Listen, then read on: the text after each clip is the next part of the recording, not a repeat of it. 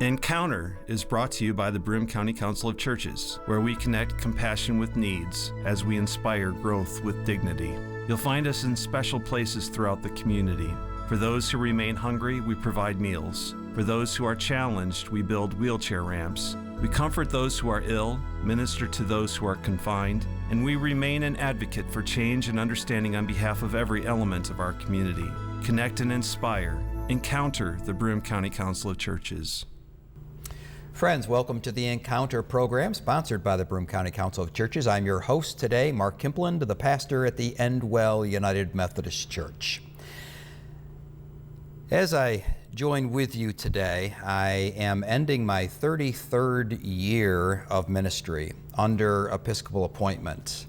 And as I begin my 34th year, I find myself doing a lot of reflecting on situations in ministry, things I've learned, the ways I've messed up, the lessons learned. And I've wanted to do a show for quite some time to have a conversation between a baby boomer such as myself, one that is at least can see the light at the end of the tunnel regarding retirement at some time, and have a conversation with someone who is just beginning the process and wondering where this process may lead them. And so I'm excited about the show today, to have kind of both sides, to hear from a baby boomer such as myself, but also someone who is in what they now call that Generation Z, Gen Z population, just beginning the process. And so I am thrilled to introduce our guest today on the Encounter program, Zach Moyer, who is a senior at Houghton College. Zach is majoring in theology. Zach is a member of the Nimmonsburg United Methodist Church and is an inquiring candidate in the United Methodist Church. Wow, that's a lot of titles, my friend. I welcome you to the Encounter Show. Thank you for having me. I'm looking forward to this. As I begin my 34th year of ministry, and talking with you about the opportunities that lie ahead of you in ministry and how you feel about that, and kind of see the world through those kind of eyes and that lens. But first, let's begin here. For those that are viewing and listening to us this morning, tell us a little bit about Zach Moyer. Tell us a little bit about your childhood, where you grew up, anything you want to share with our folks today. Certainly. I'm from Binghamton, New York. Grew up there all my life. And I was born 3 months premature. And I was hospitalized for the first 3 months of my life, and in Syracuse. And from that, I mean, I really think I was off to a pretty bad start, to be honest.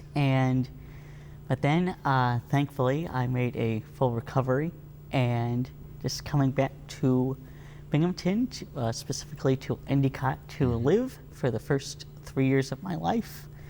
And then, unfortunately, my mother, who was a diabetic, fell and broke both her legs and had to wind up in a nursing home for a few years. And my grandparents graciously stepped in and took me to live with them, so my father could help my mother get back on her feet and continue working, so he wouldn't have to be burdened down with trying to raise me as well. Right. And then from there, the first Sunday that I actually came out of the hospital, my parents started taking me to church, to Nimmonsburg United Methodist Church. And I have been a member there for almost 22 years. And from that, my faith just really took off. I was baptized by the Reverend Phil Thork, who just happened to be over in Jerusalem a few weeks before I came back from the hospital. And he brought back a vial of water from the Jordan River and asked my parents if they would mind if I would get baptized with water from the Jordan River. And they graciously said yes. And I honestly think to this very day that baptism had something to do with my life, with my calling, whatnot. Well, that's a wonderful story. The actual water from the Jordan. That is awesome. Tell us a little bit about your experience in the Nimmonsburg United Methodist Church. That's been your home church, and that's been your home base and such things. What kind of things, activities, responsibilities? Tell us a little bit about that experience as it shaped your faith and shaped who you are today. Well, like I said before, being baptized with water from the Jordan River, I think that was the whole starting point, if you will. And then just going to having the various opportunities in the church to serve, whether it be doing various church dinners throughout the years, doing lay servant ministry courses, which are offered every so often throughout the year, and filling in and preaching a few times in the absence of my pastor, just being wonderful opportunities. And doing the Lord's Dollar Project, a fundraising mission for the church, if you will. Did that for about 4 years, and one of the head people in the church at that time and I would get together and we would come up with a theme for the project. One year I was the prodigal P. Okay. And I would dress up in costume, and we would just have a whole month's worth of fundraising campaign where we would give people $1 and help them and encourage them to pledge more to the church. Interesting. Okay. Let me take you back in time for a moment. You had shared that you've had some opportunities to preach at the Nimmonsburg United Methodist Church and some other places I know. Do you remember your first Sunday? And let me get inside your brain on that one. Your first Sunday, you're a young man, you're probably still a teenager and such things. And that's where both generations here, the baby boomer and the Gen Z, I remember back in my home church at Andrews Memorial United Methodist Church, I was preaching almost every college Sunday, which was that time between Christmas and New Year's. And I know how I felt. How did you feel?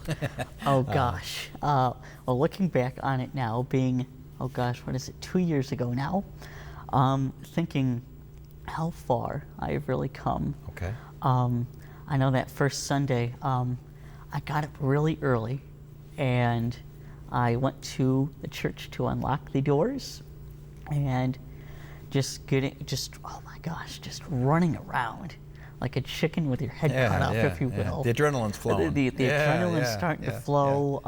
The coffee's kicking in. Yes. And just running around, getting the lights on, unlocking the doors, getting the sound system on. I didn't even know how to work the sound system. That's just one of the things that's not in the job description. Just in the very fine print, I guess, figuring things out on your own. Absolutely. Because it certainly wasn't shown to me. And making sure the microphones and the pulpit and lectern were turned on. And in the back of my mind, constantly thinking, oh my gosh, what is going to go wrong? Because at a moment's notice, everything can go wrong and everything can just fall apart. But it is how you deal with that stress and your emotions that gets you through the first time preaching, and it sets you on a good track. So it sounds like it was more of an exciting kind of thing than it was overwhelming and burdening or something like that. Am I right? Okay. Oh gosh, I had honestly fully prepared. I had prepared at least 2 months ahead of time what I was going to do, because you always have to have a game plan. Without a game plan, you're sunk. Yeah, I've always said over my years in ministry, some of my best sermons have been preached in empty sanctuaries in preparing to preach that sermon. The pews have loved it over the years, Whether they do on Sunday morning, we'll find out. So we go from there. So tell us about high school and such things. What high school did you graduate from and such things? And was there still that calling nudging at you in high school? So, yes, I went to Shenango Valley High School, graduated in 2016, and as far as my calling or nudging to ministry, I had attended Skylight Camp and Retreat Center for close to 10 years, and it was between my sophomore and junior year of high school that I felt I called to ministry. And ever since then, I feel that God, specifically the Holy Spirit, has been ever moving me forward and ever calling my name, persuading me to follow down this path. And there's not been a time when I've questioned that this is my calling. I know for sure that this is what I want to do with my life. I've had anxieties and fears about what my future holds in ministry, and it's just an exciting and invigorating ride. A great mystery. A great mystery as to where, Yes. where the Spirit might be calling. So you graduated from high school. You were part of the Nimmonsburg United Methodist Church. You knew you had a calling on your heart. What happens next then? There's a chapter in your life that you went to Sunny Broom, and bring us through that part. So after graduating from Shenango Valley, I had to decide what college I would attend, and I live very close to SUNY Broome Community College, and I said I would be extremely foolish, in my opinion, not to start out there, get my gen eds out of the way, and then transfer. And honestly, starting at SUNY Broome was one of the best things I could have done with my life. Just going there, it gave me a foundation of what college was like. You know, the first day of classes, the professor's up there lecturing about what the expectations are, and he hands us a piece of paper, a syllabus, and, oh, this is your Bible throughout your semester. Amen. You better look at it and read at it, because if you don't, you are going to be sunk. I am not going to remind you. If you turn things in, great. If you don't turn things in, oh well, that's not my problem. It's on you. If you want to be here, good. Put in the work. If you don't, it will show. We'll still take your money. Yes. We'll still take your money. Friends, we're here today with Zach Moyer, who is a senior at Houghton College, a theology major, discerning his call into ministry. And the show is just a conversation between a baby boomer such as myself and someone beginning this terrific, amazing, frustrating, elating ride we call ministry together. So you went to Sunny Broome, you graduated, and it was a really great experience. I remember sharing some thoughts with you about that. What's the next chapter then? Okay, so after graduation from SUNY Broome last year, I had to decide what college I would transfer to, and unfortunately, being someone who feels called to ministry, or fortunately, whatever way you want to look at it, I hear you. state schools do not offer ministerial programs. So I really didn't have a choice as far as looking at colleges for ministry. I had to start looking at private institutions, which cost a lot more money than your state-run schools. And I looked at, probably started looking at the college process, like looking into different schools to transfer to, probably my sophomore year of high school, just to help me think or get the wheels turning at least of what direction I wanted to go to. And I probably honestly looked at 6 or 7 different schools, private schools, before deciding on Houghton College, which is below Rochester, which I have been at this past year and have thoroughly enjoyed my ride there. Wonderful. Like Pastor Mark said, I have 1 year left, and I will be graduating, and whether it be seminary or local licensed pastor route, honestly, I am not sure. That is the grace of the Holy Spirit that I will rely on to help guide me in whatever direction I feel that God is calling me towards. And that's the great thing about this process. From high school to undergrad to whatever's next, you get a chance to breathe, to think, to discern, where God might be calling you and such. And so that's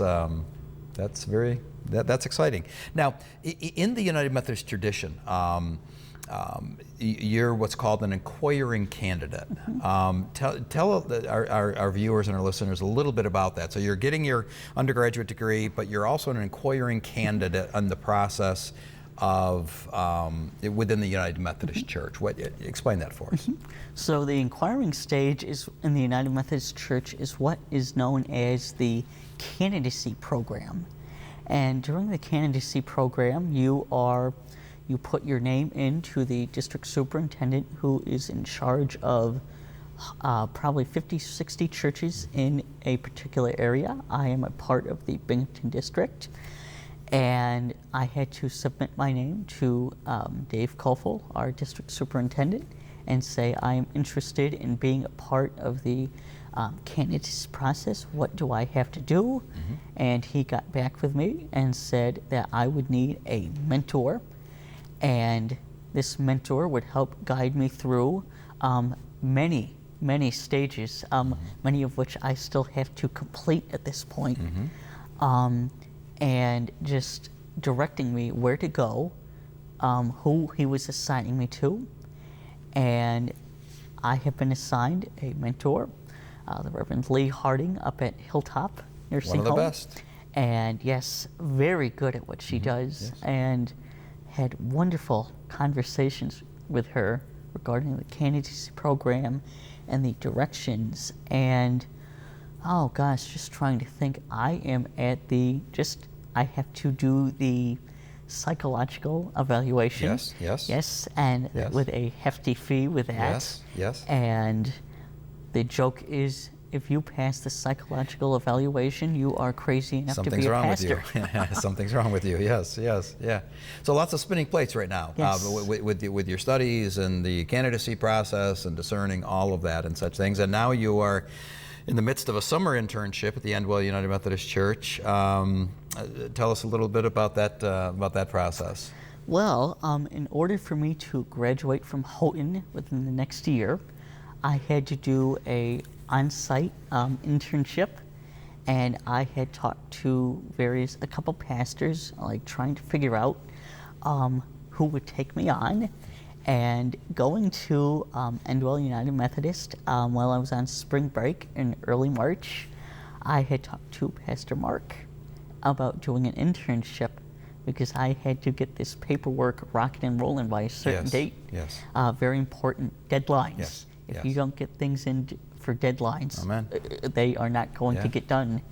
And I had probably a month and a half before I had to get this paperwork in. But I figured the sooner I get it in, the better. I had talked to Pastor Mark, who graciously accepted me at this internship. And I had been loving every minute with this internship. We've enjoyed having you, and it's great to get real live experience as to what ministry is day to day. So let's, again, folks, we're here with Zach Moyer. He's a senior at Houghton College, majoring in theology, an inquiring candidate in the process of the United Methodist Church. Let's get theological here. Let's go a little deeper here. You are how old? 20? Going to be 22 in July. 22, okay. So you're 22, or will be. As you look at the scope of ministry, whether it be in the Wesleyan tradition or the United Methodist tradition, but just within the Christian tradition, as a 22-year-old, what excites you about ministry? What gets the juices flowing? What gets you out of bed in the morning? Or what do you think would? Because there's a difference between being in it and thinking about being in it. But what gets the juices flowing about ministry? Oh, certainly. Oh, gosh, when I think of ministry, I just think just the whole aspect of ministry, really, but trying to pinpoint a specific thing in ministry, oh, gosh, just being around people. Okay. Just interacting with people is what gets me excited and gets me out of bed. And just knowing that I'm serving and helping people, whether they are in the need of it or not, and just knowing that I am there for them, that just reassuring people on a daily basis that you are with them and you are walking alongside them in life's journey called life. They just need that. Yeah, and in hearing you say that, even though 33 years separate us in ministry, it was the same thing back then as it is today. It's relationship. You're right. It's relationship with people. I remember going through my candidacy process and my mentor telling me, just love the people. The rest will take care of itself. Just love the people where they are. Move them toward where you think they can go, and the rest will take care of itself. So let me ask you the flip side of that question. What scares you about ministry? I mean, what panics you about that? Because I remember, especially on my way to my very first church many years ago, my mind was just going nuts. So what are some of the apprehensions, some of the fears that you have about ministry? Oh gosh, my fears. I have a lot of fears about what my ministry lays ahead for me. I don't think there's a day that I wake up and say, oh gosh, I'm not scared about doing X, Y, and Z. But to specifically answer your question, what scares me about my ministry is, I guess I would say, I haven't really thought about it, but I guess to give you an answer, I would say failure. Okay. Failure. In what way? I guess failure is a pastor not living up to my call, living out the gospel of Christ. Yeah. That is what terrifies me the most, is just failing. And but by the grace of God, you will do all things necessary for His will. Yeah. Well, I'm glad to hear that, because there always needs to be that fear. Always needs to be that fear. Am I doing all I can? Because many times pastors, myself included, could get caught up in the idea of the failure of living up to people's expectations. That's feeble, absolutely feeble. So it's refreshing to hear you say it's about God's expectations, right? And not that people won't have expectations, because they will. They will. They will. But when ministry becomes just living up to those expectations of the people of the church, boy, that's like a gerbil on a wheel, just going around and around. But it's to God that you are accountable. Yes. So here you are, almost 22 years old. And I know that your worldview at your age is much different than a baby boomer's worldview. Let's talk a little bit about that. We have about 4 minutes left. Tell me, what do you see as the biggest issues within the Christian church through your worldview at 22 years old? What do you see as some of those things that are some of those hurdles that you want to help people through and such? Yes, so hurdles in the 21st century. Looking forward to my ministry, I just wonder, where are people? Like, where are the people coming from? Like, because either some churches have numbers or they don't have numbers.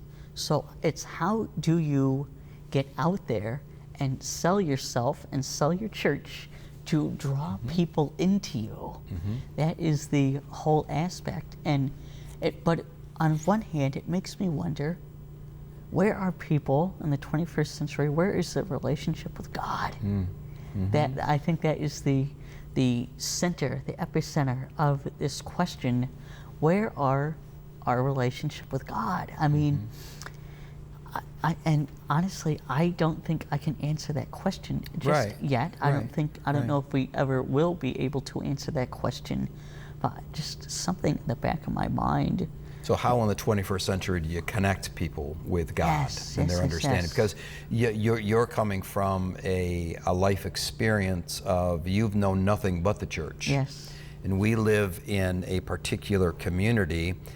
Depending on what statistics you read, the unchurched population is between 50 and 55%.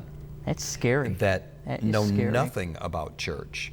It's scary, but what an opportunity, Yes, to to reach meet out. them. Yes, to meet them where they are. Because one of the things that I've seen is that so many times the church is waiting for people to kind of jump into our boat, rather than taking no. our boat and going to the people where they are and such things. And you seem excited about Yes, that. our call Yeah.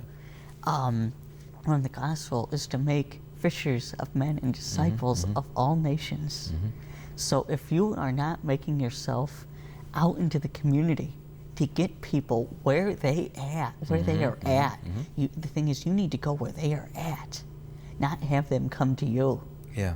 Yeah. So that is Are there my- other issues, because we in the church we call that evangelism and such things. Are there other global issues or issues within our culture, our life, and such things that you see through the lens of a 22-year-old discerning their call that you see front and center? Are there other issues that you, whether it be societal issues or issues within the United States or around the world that you think would excite you?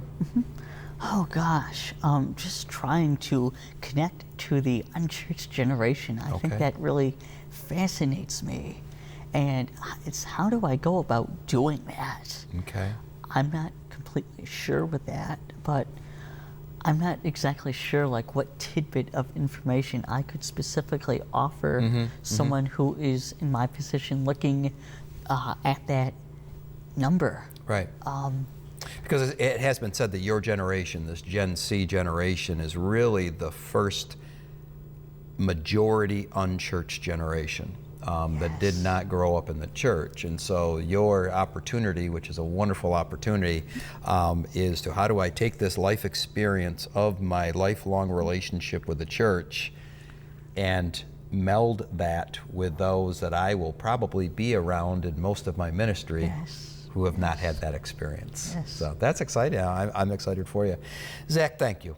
This has been an enlightening, intriguing conversation. I wish you well in whatever God has for you moving ahead. And I've enjoyed this time with you very much. Thank you. And let's see where it leads us. Thank you. So that'd be great. Brothers and sisters, I'm so glad that you were able to join us today on the Encounter program, and I hope that your day is a blessed day, and I hope and pray that you will feel God's presence in everything you do. God bless and have a wonderful day.